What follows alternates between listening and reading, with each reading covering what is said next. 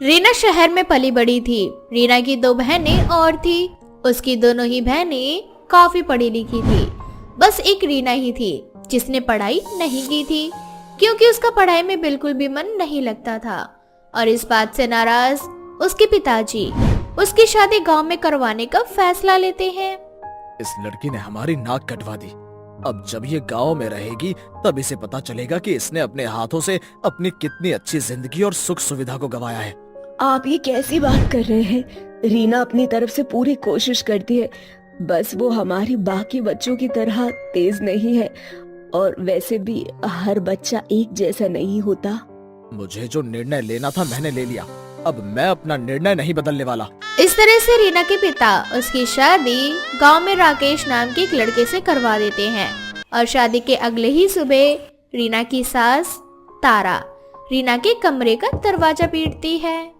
रीना बहू, सवेरा हो जाए उससे पहले ही उठ जा और हमारे साथ खेत चल, वरना अगर सवेरा हो गया ना तो खेत नहीं जा पाएगी।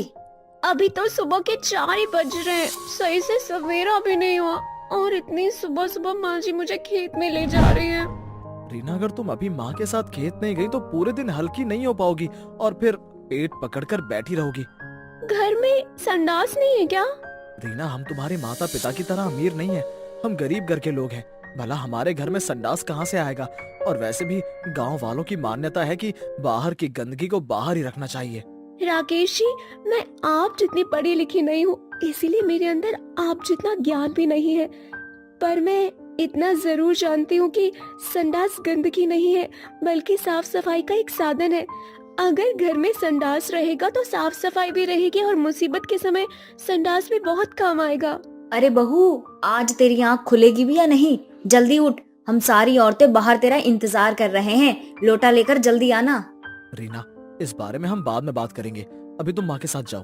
अब रीना लोटा लेकर अपनी सास और गांव की कुछ औरतों के साथ खेत में जाती है, जहां सभी औरतें अपना अपना स्थान पकड़कर बैठ जाती है और आपस में बातें करने लगती है। माँ जी, मुझे आपसे एक बात पूछनी थी। हाँ बहू, पूछो ना। माँ जी, हम गरीब है क्या, इसीलिए हमारे घर में संडास नहीं है, या गांव में किसी के घर भी संडास है ही नहीं? बहू, तुमने सवाल तो बहुत अच्छा किया है, पर मैं तुम्हें तुम्हारी जानकारी के लिए बता दूं कि हम गांव के लोग हैं और अपनी संस्कृति का हम बहुत अच्छे से ख्याल रखते हैं।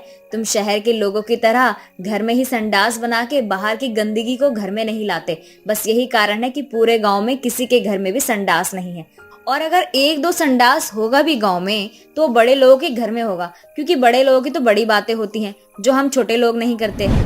तुम्हारे सास बिल्कुल सही कह रहे हैं बहुरानी। पर माँ जी, घर में शौचालय का होना बहुत जरूरी है। रीना अपनी सास और बाकी की औरतों से संडास को लेकर बात कर ही रही होती है कि तभी वहाँ कुछ लड़के बाइक पर आते हैं और बाइक की लाइट जलाकर आपस में बातें करते हैं। भाई, मुझे गांव में आना इसलिए पसंद है क्योंकि यहाँ की सुबह बहुत अच्छी होती है। हम लोगों की एक्सरसाइज भी हो जाती है और हमेशा किसी न किसी औरत को भी हम लोग यहाँ देख लेते हैं हल्का होते हुए। अरे भाई, तभी तो गांव गांव है। वैसे वो नीली साड़ी वाली को देख, तो उसका फिगर देखकर तो लग रहा है कि कतई जहर होगी।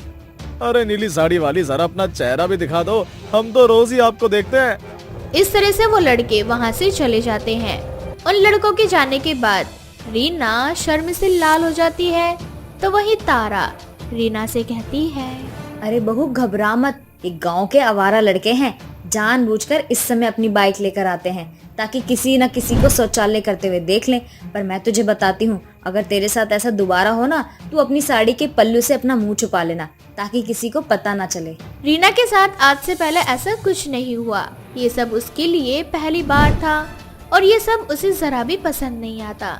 पर समय के साथ रीना भी कोशिश करती है कि वो यहाँ के लोगों में उनके तरह ही ढल जाए, पर बिना शौचालय के उसे ये सब नहीं हो पाता। और आखिर एक दिन रीना राकेश से बोल ही देती है, राकेश जी, मुझे माफ करना, पर मुझसे अब और बर्दाश्त नहीं हो रहा।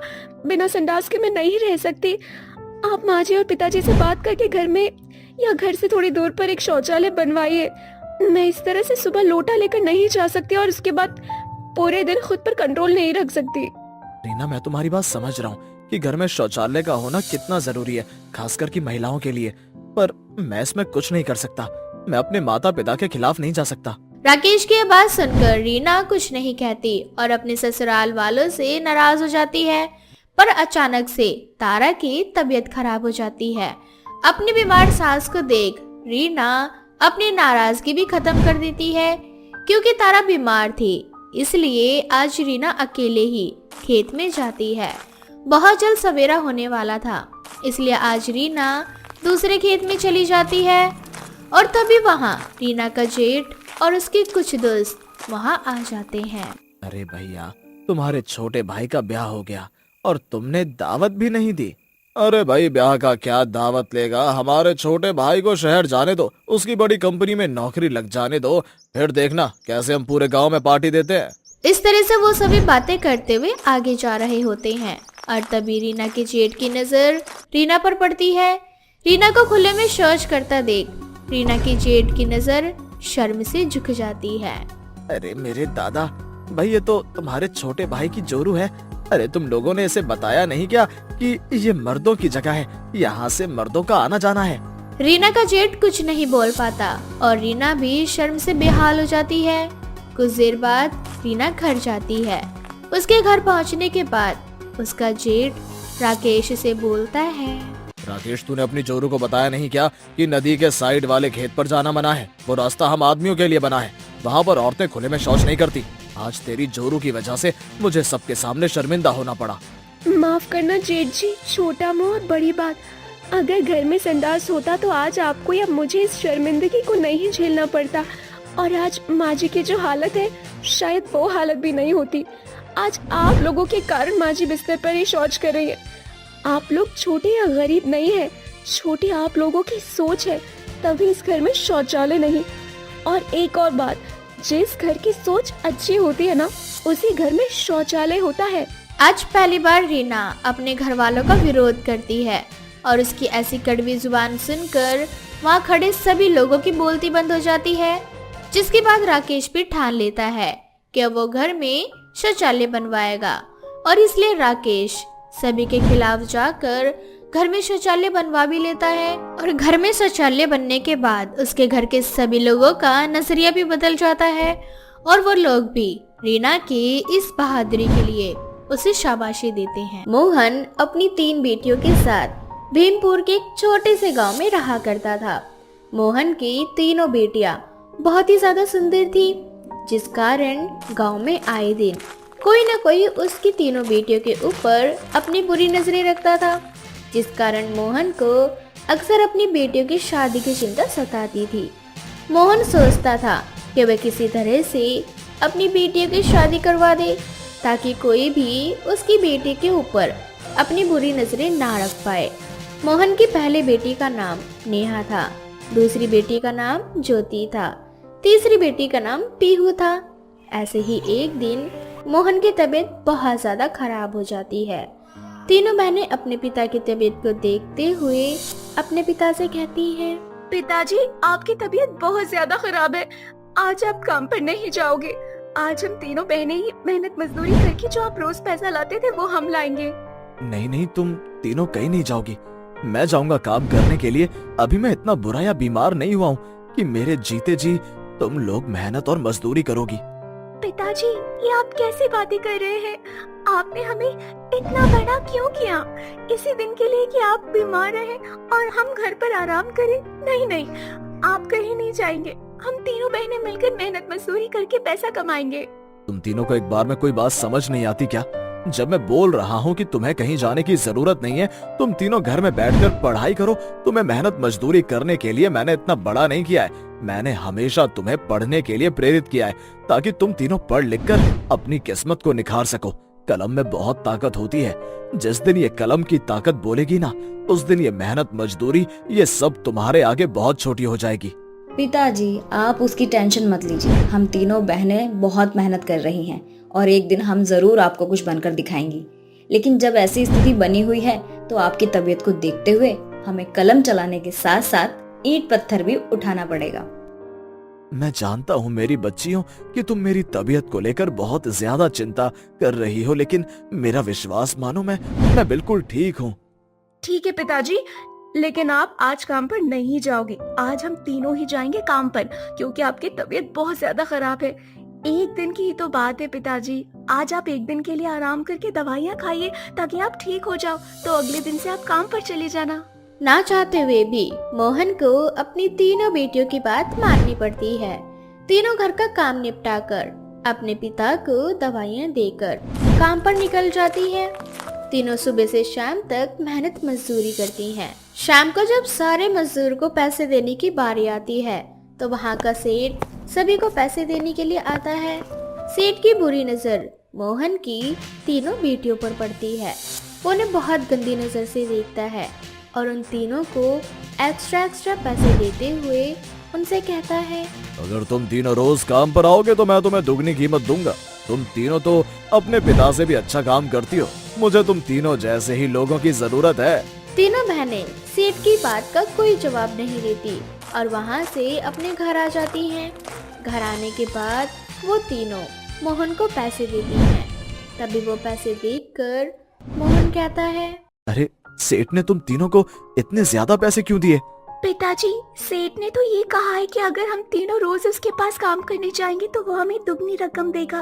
मोहन समझ जाता है कि सेठ के मन में क्या चल रहा है। वो अपनी तीनों बेटियों को कुछ नहीं कहता। ऐसे ही अगले दिन मोहन काम करने के लिए जाता है।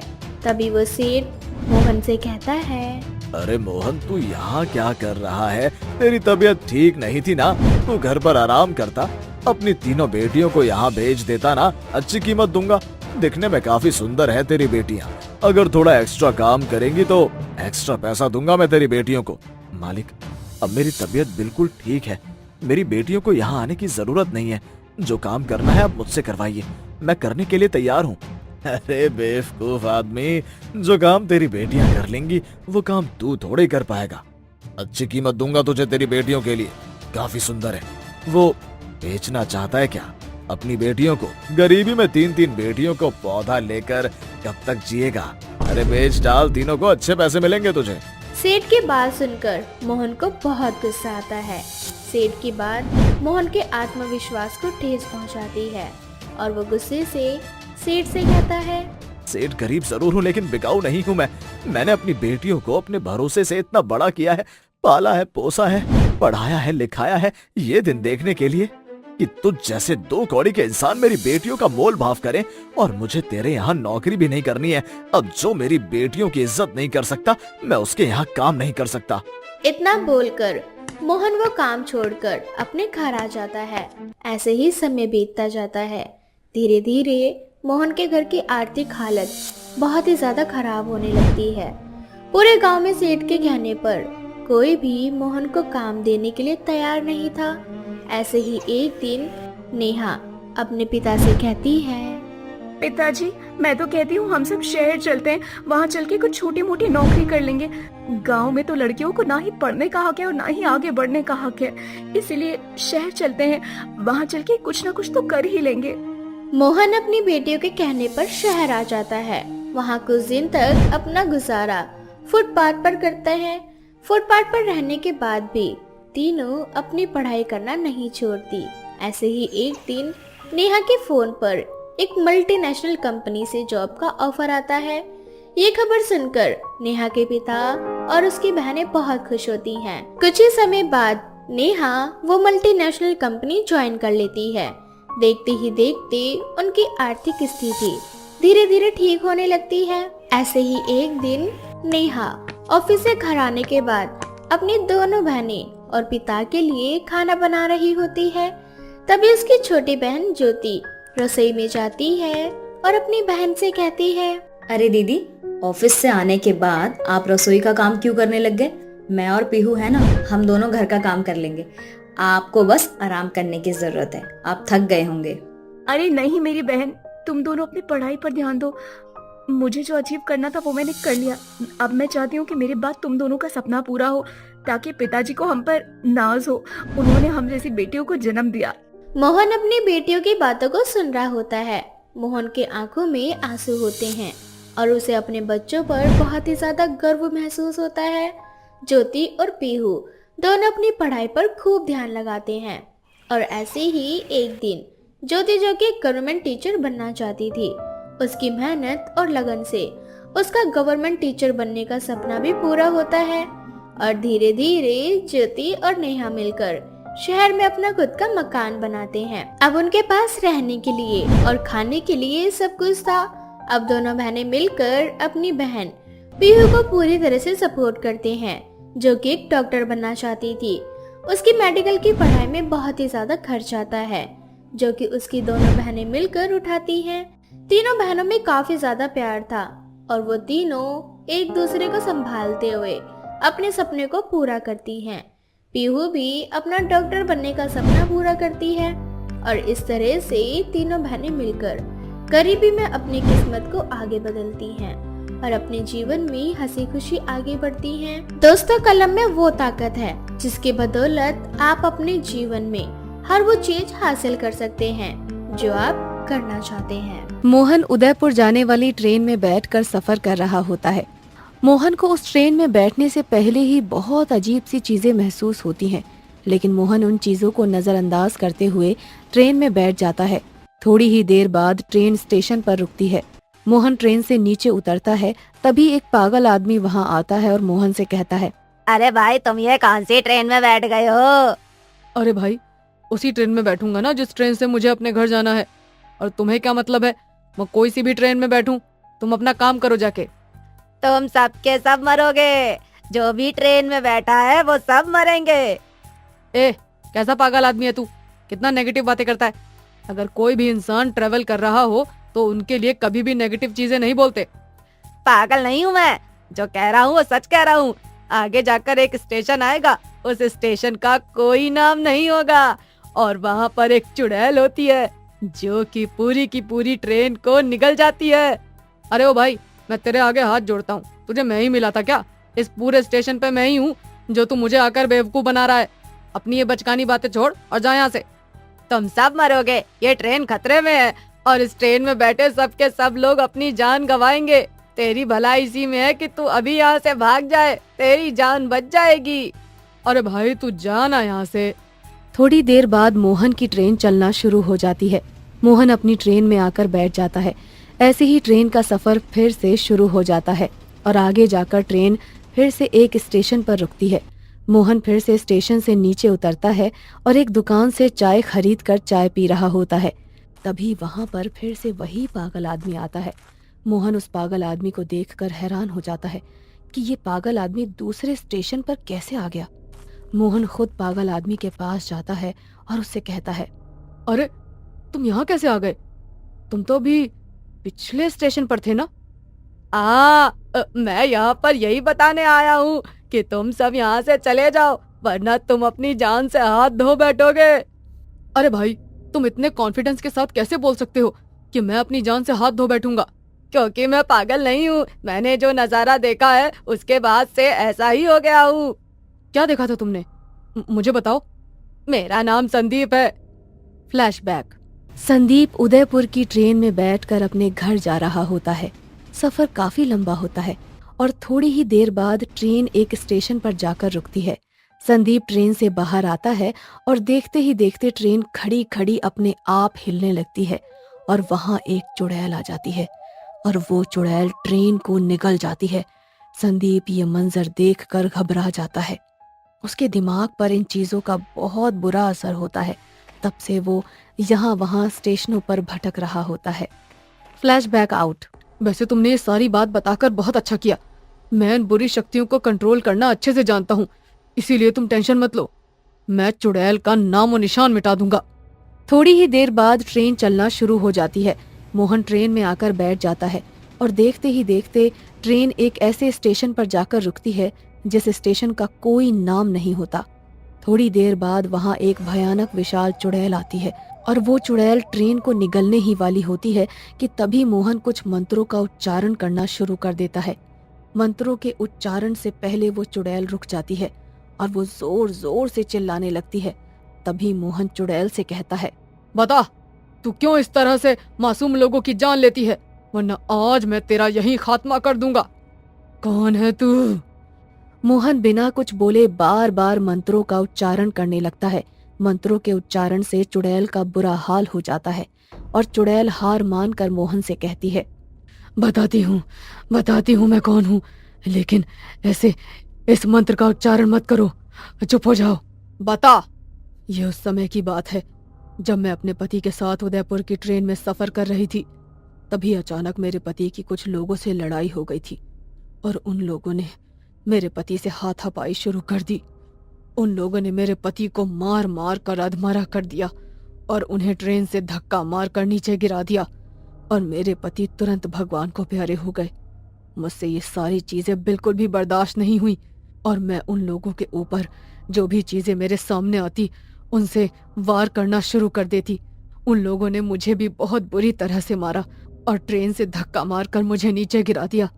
जब से मेरी आत्मा यहाँ वहाँ भटक रही है और मैं किसी भी इंसान को जिंदा नहीं छोड़ना चाहती।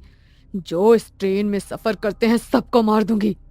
जैसे तुम और तुम्हारा पति दोनों एक आम आदमी की तरह ट्रेन में बैठकर सफर कर रहे थे, उसी तरह से बहुत से ऐसे लोग हैं जिनकी तुमसे कोई आपसी दुश्मनी नहीं है, वो भी ऐसे सफर करते हैं। तुम और भी निर्दोष लोगों को मारती हो, तो क्या ये गलत नहीं है? मानता हूं तुम्हारे साथ जो हुआ वो सब गलत है, लेकिन इस तरह से तुम किसी निर्दोष को सजा नहीं दे सकती। ये सब गलत है। मैं चाहूं तो तुम्हें अभी के अभी वश में कर सकता हूं, लेकिन मैं तुम्हें वश में नहीं करूंगा। तुम मुझसे वादा करो कि तुम कभी भी ऐसा नहीं करोगी। मैं वादा करती हूँ कि मैं अभी ये सब नहीं करूंगी, लेकिन तुम मुझे भस्म मत करना। चुड़ैल मोहन को वादा करके वहां से हमेशा हमेशा के लिए चली जाती है।